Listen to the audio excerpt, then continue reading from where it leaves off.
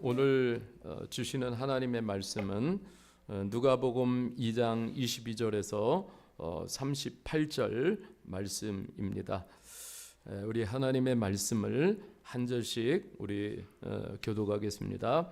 모세의 법대로 정결 예식의 날이 참에 아기를 데리고 예루살렘에 올라가니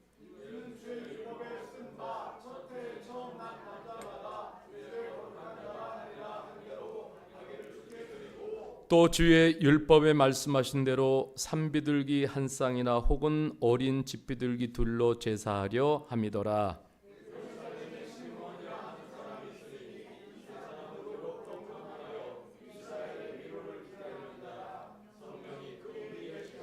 그가 주의 그리스도를 보기 전에 죽지 아니하리라 하는 성령의 지시를 받았더니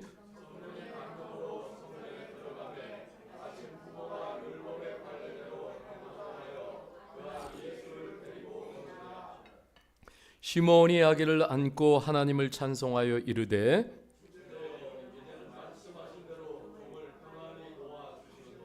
내 눈이 주의 구원을 보았사오니 이방을 비추는 빛이요 주의 백성 이스라엘의 영광이니이다 하니 시몬이 그들에게 축복하고 그의 어머니 마리아에게 말하여 이르되 보라 이는 이스라엘 중 많은 사람을 패하거나 흥하게 하며 비방을 받는 표적이 되기 위하여 세움을 받았고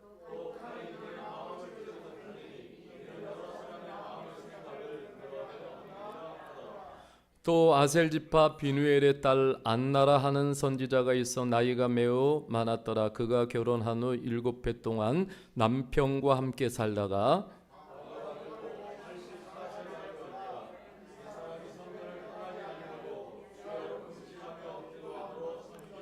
마침 이때에 나와서 하나님께 감사하고 예루살렘의 속량을 바라는 모든 사람에게 그에 대하여 말하니라. 아멘. 자, 오늘 말씀의 제목은 가장 낮은 자들의 기도, 이런 제목으로 하나님의 말씀을 나누겠습니다.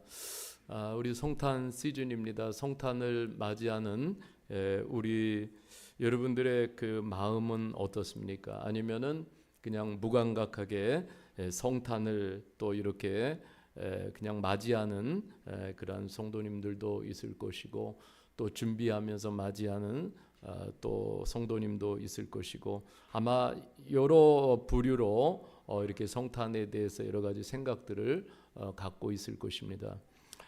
오늘 성탄을 맞이했던 정말 두 분의 그 삶의 스토리를 오늘 이렇게 나누려고 합니다. 자, 우리가 보면은요, 세상적인 눈과 하나님이 바라보시는 눈은 전혀 다르다는 것을 알 수가 있습니다. 자, 성경의 스토리를 보면은 대부분 다 초라한 인물들이었지만은 하나님은 그들의 순박함을 보시고 그들을 택하여서 엄청난 일을 하나님께서 하셨습니다. 하나님은 세상의 지혜로 중무장한 이러한 사람들이 아닌 하나님의 지혜로 무장한 사람들을 이렇게 사용하셔서 역사의 전면에 내세우시는 것을 우리가 볼 수가 있습니다. 왜 그러냐면 세상에 어떤 지식이나 방법이나 탁월한 리더십으로 절대로 구원을 이룰 수 없기 때문에 그렇습니다. 하나님의 지혜로만 구원을 얻을 수 있기 때문에 하나님께서는 이런 방법을 사용하시는 거예요. 여러분, 고린도전서 1장 26절 29절의 말씀을 이렇게 보겠습니다. 형제들아 너희를 부르심을 보라. 육체를 따라 지혜로운 자가 많지 아니하며 능한 자가 많지 아니하며 문벌 좋은 자가 많지 아니하도다. 그러나 하나님께서 세상에 미련한 것들을 택하사 지 있는 자들을 부끄럽게 하려 하시고 세상에 약한 것들을 택하사 강한 것들을 부끄럽게 하려 하시며 하나님께서 세상에 천한 것들과 멸시받는 것들과 없는 것들을 택하사 있는 것들을 폐하려 하시나니. 자, 이렇게 말씀하고 있어요. 하나님의 부르심을 보라. 하나님이 사람들을 부르셔요. 그 부르심을 이렇게 보면은 오늘 이렇게 말씀하고 있어요. 이 말씀을 보면서 저는 철저히 이 말씀에 해당하는 사람이에요. 그래서 많은 위로와 격려를 얻게 됩니다. 초대교회는 세상에서 이름을 떨치거나 막강한 영향력을 끼치는 사람들이 별로 없었어요. 물론 아주 특별한 케이스에 소수가 있었지만은 대부분 세상의 눈으로 보면은 초라하기 그지 없었습니다. 하나님은 그들의 초라함 속으로 들어가셔서 하나님의 놀라우신 지혜를 드러내셨어요. 하나님이 특별히 관심을 가지시는 사람은 그 시대나 지금이나 변함이 없어요. 하나님을 정말로 순박하게 사랑하고 하나님을 가장 순수하게 믿고 그리고 의롭게 살려고 하는 사람들에게 하나님을 드러내십니다. 누가복음 1장과 2장에서 만왕의 왕으로 오시는 예수 그리스도를 맞이하는 사람들의 이야기를 어디보다도 아주 디테일하게 이렇게 묘사하고 있는 이유가 있다라고 믿습니다. 왜 이렇게 하나님께서는 만왕의 왕으로 오시는 예수 그리스도를 맞이하는 이러한 사람들의 그러한 삶의 모습들을 아주 디테일하게 이렇게 기록해 놓는 이유가 있는 거예요. 과연 하나님은 어디에 집중하고 계시는가? 오늘날 우리가 살아가는 세상은요, 슈퍼와 다 메가를 따라가는 세상이에요. 그래서 우리 동네에도 메가 커피가 있어요. 메가에 정말 여기도 메가가 들어왔는데 사람이 얼마나 많은지 몰라요. 그래서 제가 그런 생각을 했어요. 과거에 우리 1층 카페에 여기 메가 실로암 카페 이렇게 줬어야 되는데 이름을 그렇게 안 줬어요. 하나님이 어디에 집중하고 계실까요? 이런 시대 속에서도 하나님을 정말로 의롭게 기다리는 사람, 순수한 사람들을 하나님이 찾으시고 거기에 임하시는 거예요. 자, 오늘 본문을 보십시오. 자, 오늘 이렇게 본문에 보면서 특별히 24절 말씀을 보겠습니다. 자, 24절. 또 주의 율법에 말씀하신 대로 산비둘기 한 쌍이나 혹은 어린 집비둘기 둘로 제사하려 함이더라. 자, 예수님을 보내주신 그 요셉과 마리아의 형편을 한 줄로 이렇게 소개를 하고 있습니다. 요셉과 마리아는 그냥 펜트하우스에서 그렇게 살았던 사람들이 아니에요. 정말 너무 가난했어요. 그래서 여러분 지금으로 해석하면은 산비둘기, 집비둘기 2마리 이거 얼마나 되겠어요? 그러니까 한마디로 말하면은 요셉과 마리아는 빈곤층이었어요. 아주 빈곤한 사람들이었어요.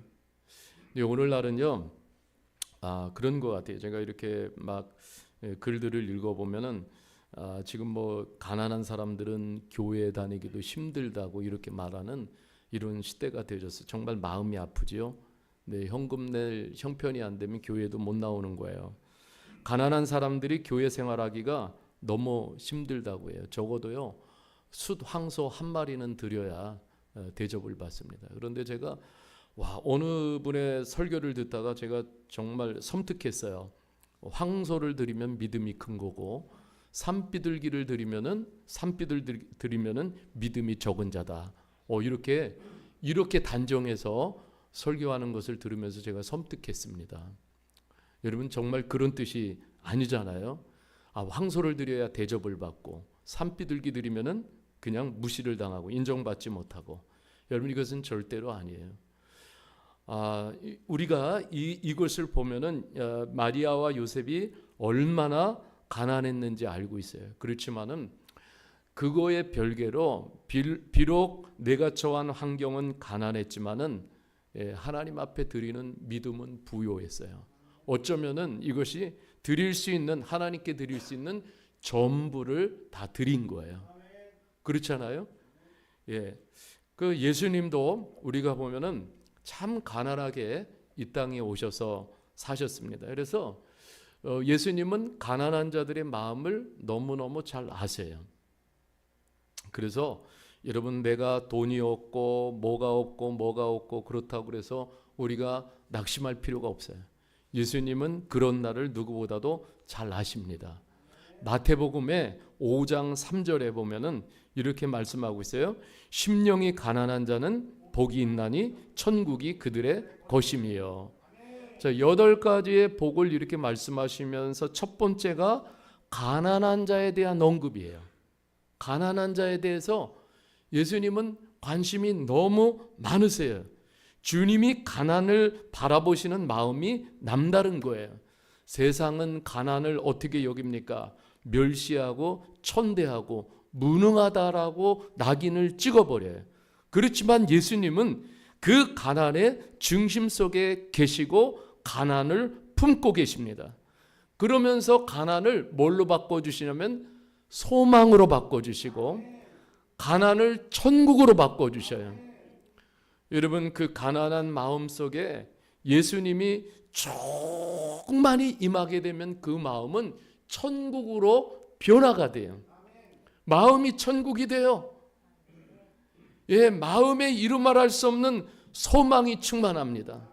여러분, 아무리 많은 것이 좋습니까? 그러면서 마음은 지옥인 것이 좋습니까? 아니잖아요. 그래도 예수님이 충만하면 내가 비록 가난할지라도 내 안에 예수님이 충만하면 그 마음이 천국이 되는 거예요. 여러분, 그래서 예수님의 사역의 중심에는 가난이 있어요. 교회 중심 사역에도 가난한 자를 품어야 교회는 타락하지 않고 하나님의 마음을 지켜갈 수 있어요. 여러분, 요셉과 마리아가 성전에 올라가서 여러분 비둘기 2마리 이렇게 들고 올라갔는데 사실 어떤 대접을 받겠어요? 한번 상상을 해보십시오. 그러나 두 사람이 하나님 앞에서 정말 의로운 사람들이었고 어려운 살림살이에도 말씀을 따라 철저히 순종하는 사람들이었어요. 그랬더니 하나님께서 두 사람에게 뭘 선물로 주셨어요? 아기 예수 그리스도를 선물로 주셨어요. 와, 정말 우리도 이런 선물을 받을 수 있었으면 좋겠어요. 얼마나 기쁨이 컸겠어요. 그냥 저와 여러분들의 삶 가운데 예수 그리스도 그분 자체가 우리에게 선물로 주어진다면 이거보다 더 기쁜 것이 어디 있겠어요? 예수로 충만, 예수로 충만, 성령으로 충만. 여러분, 이거보다 더 좋은 게 어디 있어요? 한번 다 경험할 수 있기를 바랍니다. 그런데 요셉과 마리아는 이런 선물을 받았지만 어찌되었 이게 어떻게 자신들의 삶 가운데 일어났는지 지금도 잘 아리송해요. 이해가 안 되는 거예요. 참 의문도 생기는 거예요. 그래서 성전에 올라갔는데 성전에서 놀라운 일이 일어났어요.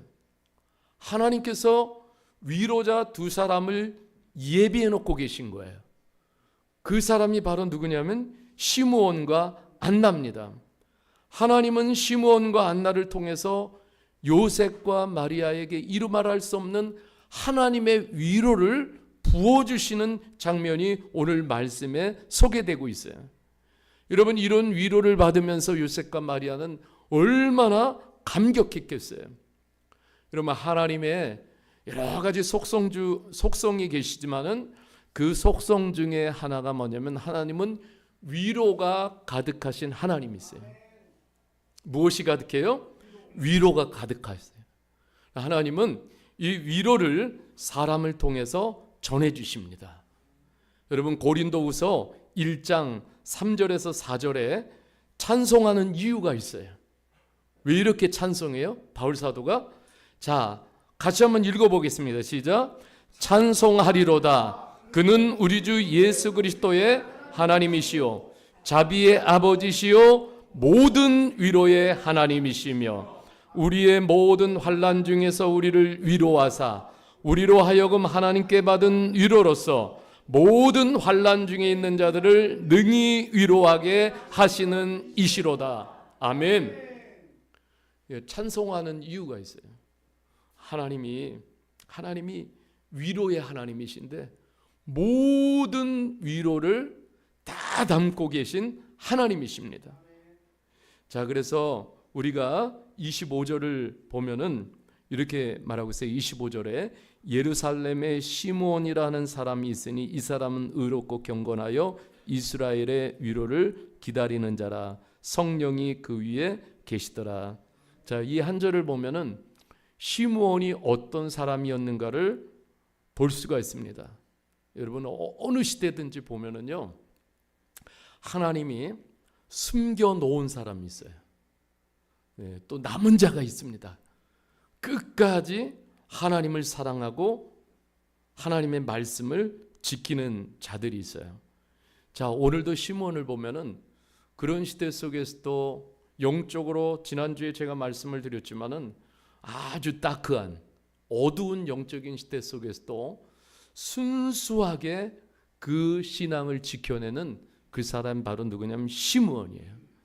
저는 이 말씀을 이렇게 보면서 묵상하면서 너무너무 도전이 되는 거예요. 오늘날도 똑같습니다. 오늘날도 하나님은 어떤 사람에게 하나님을 보여주세요.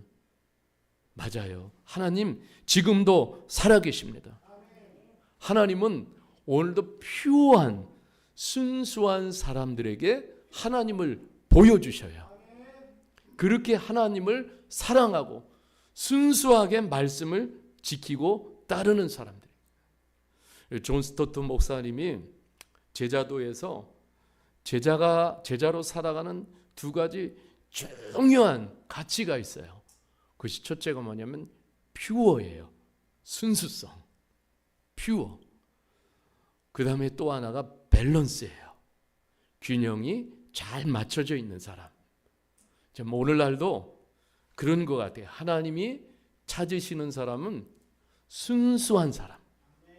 지식이 많고 포지션이 크고 많은 어떤 재능을 가지고 있는 사람이 아니라 그냥 그 하나님을 향한 그 퓨어함, 그 순수함을 가지고 있는 사람에게 오늘도 하나님을 보여주십니다. 이런 하나님을 볼 수 있기를 바랍니다. 이런 하나님이 시므온에게 놀라운 감동을 주시는 거예요. 여러분, 그렇습니다. 그가 얼마나 기도의 사람이었는가를 우리가 엿볼 수가 있어요. 낮은 자리에서도 이스라엘의 위로를 기다리는 자라. 이 위로가 누굽니까? 바로 예수 그리스도예요. 오직 우리의 위로자는 누구십니까? 예수 그리스도십니다. 여기서 기다리는 이라는 헬라어가 프로스테코마이라는 단어를 쓰고 있는데 이게 뭐냐면 간절히 바라고 기대하고 계속해서 기도하며 사모하는 상태를 의미합니다. 시므온은 기도로 시간을 해석하는 사람이에요. 그러니까 그가 얼마나 깊은 기도를 드렸는지 모릅니다. 우리가 사는 세상은 지금도 즉각적인 결과가 바로 나오는 곳에만 우리의 삶을 다 쏟습니다. 거기에만 투자합니다. 우리가 얼마나 계산적인지 모릅니다. 시므온의 인내는 무기력한 인내가 결코 아니에요. 그 기도 속에서 기다리는, 기대하는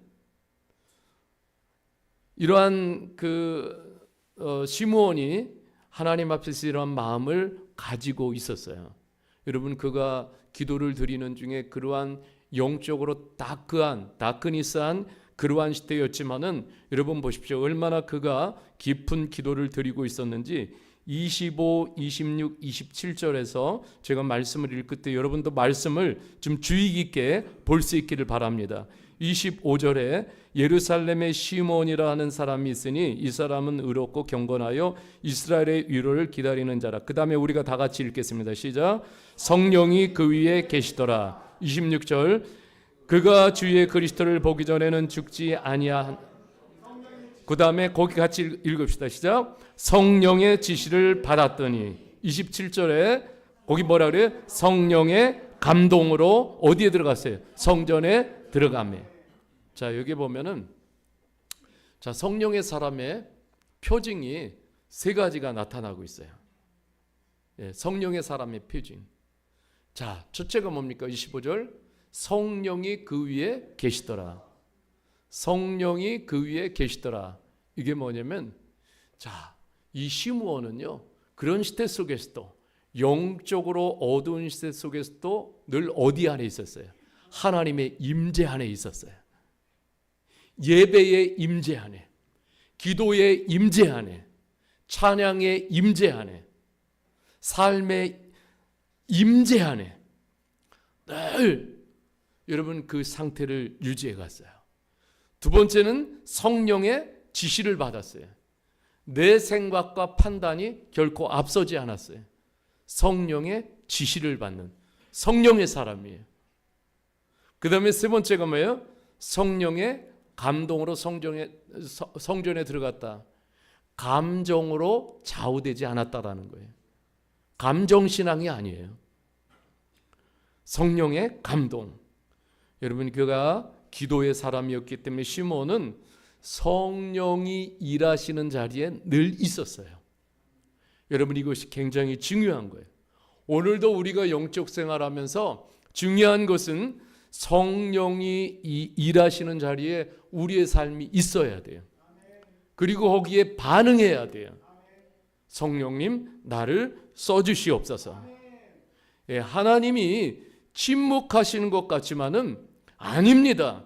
지금도 기도하는 사람들에게는 하나님이 음성을 들려주십니다. 지금도 긴 어둠 속에 있는 것 같지만은 기도하는 사람들에게 빛을 비추어 주십니다. 여러분, 그래서 이렇게 말하고 있어요. 자, 28절에 보면은 시므온이 아기 예수를 안고 하나님을 찬송하여 이르되, 이렇게 말하고 있어요. 주제요, 주제요. 자, 이게 뭐냐면 주님은 온 우주의 서버린 통치자십니다. 자, 그러면서 말씀하신 대로 이제 종을 평안히 놓아 주시는도다. 굉장히 자유함을 주시면서 30절에 같이 한번 읽어보겠습니다. 시작. 내 눈이 주의 구원을 보았사오니. 자, 여기 보면은 시므온이 품고 있는 예수님은 성장하신 예수님이에요? 아니면 아기 예수예요? 아기 예수예요. 어떤 아기예요? 그냥 평범한 아기예요. 자, 여러분, 예수님이 지금 막 뭐 기적을 행하지도 않았어요.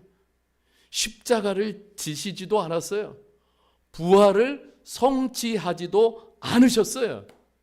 그런데 이 시므온은 아기 예수를 통한 구원의 완성을, 그 드라마를 끝까지 다 보고 있는 거예요. 여러분, 이것이 얼마나 놀랍습니까? 자, 여기서 말씀이 주는 우리들에게 인사이트가 있어요. 그게 뭔지 아십니까? 기도하는 사람에게 하나님의 시각이 열리고, 기도하는 사람에게 하나님의 관점이 생겨요. 여러분, 이것이 너무너무 중요한 거예요. 눈으로 보는 현실보다 하나님의 계획을 더 크게 바라보고. 여러분, 그래서 기도에는 망원 렌즈의 기능이 있어요. 기도하는 사람들은 멀리 봐요. 폴사이트라고 그러죠. 멀리 봐요. 기도하는 사람들은. 그런데 기도하지 않는 사람들은 땅만 봐요. 지금의 눈앞에, 코앞의 현실. 그런데 기도하는 사람들은 뭡니까? 멀리 하나님의 계획을 보는 거예요. 하나님의 비전을 보는 거예요. 여러분, 그래서 우리가 기도가 굉장히 중요한 것이라는 것을 말씀하고 있어요. 여러분, 우리가 성탄을 이렇게 맞이하면서 저와 여러분들이 어떻게 맞이하고 싶습니까? 좀 오랫동안 깊이 주님과 교제하고 기도하면서, 그러면서 오늘 내 눈이 주의 구원을 보았사오니, 여러분, 이렇게 구원이 우리 안에서 실제적으로 열려진다면은 얼마나 우리들의 삶이 지금도 고무가 되겠습니까? 가슴 뛰는 거 아니겠어요? 예, 이 드라마를 그냥 1편, 2편 가는데 완성된 드라마를 끝까지 다 보고 있어요. 시각이 열려져서. 여러분, 이게 얼마나 놀랍습니까? 천상에서 준비한 그 구원의 드라마까지 다 보는 거예요. 저와 여러분들이 이렇게 열려지기를 주님의 이름으로 간절히 축복합니다. 자, 그러면서 31절 22절에 이 예수님이 누구신지 찬양하고 있어요. 31절 32절 같이 한번 읽어보겠습니다. 시작.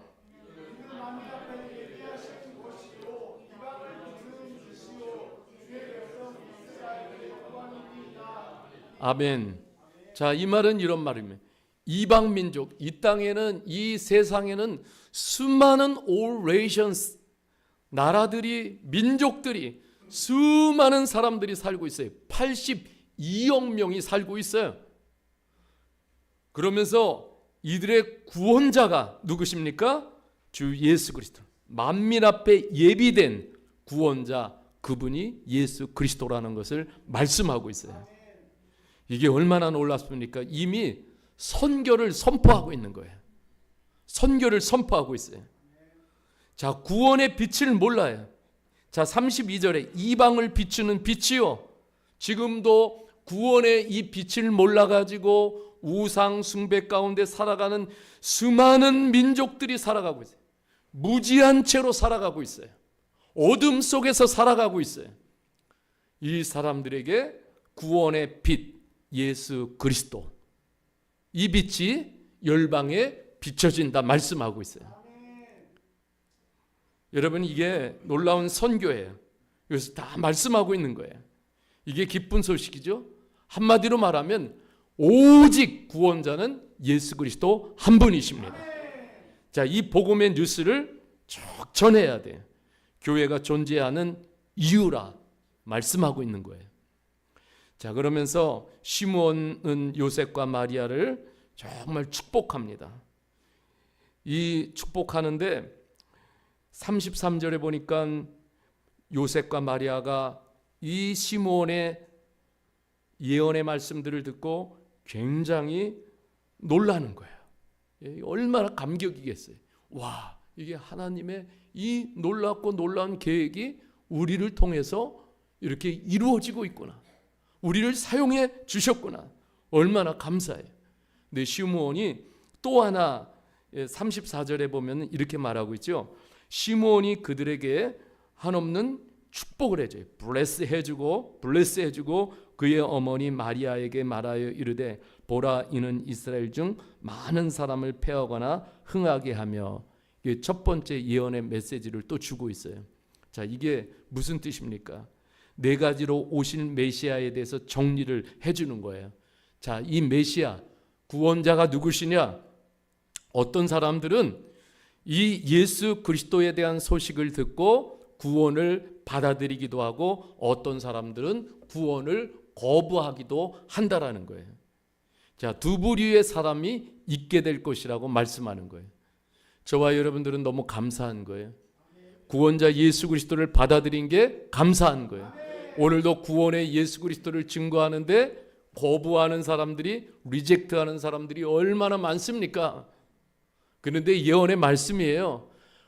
받아들이는 사람도 있고 거부하는 사람도 있고.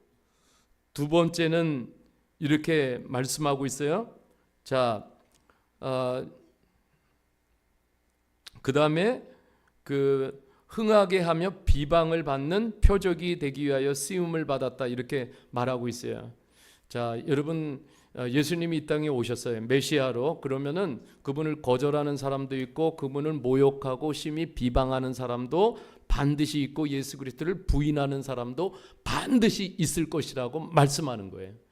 여러분, 이 세상에 온 인류가 예수 그리스도를 막 빨리빨리 받아들이면은 예수님이 빨리 오실 텐데, 그런데 와, 정말 인간이 얼마나 죄로 똘똘 뭉쳐 있는지요.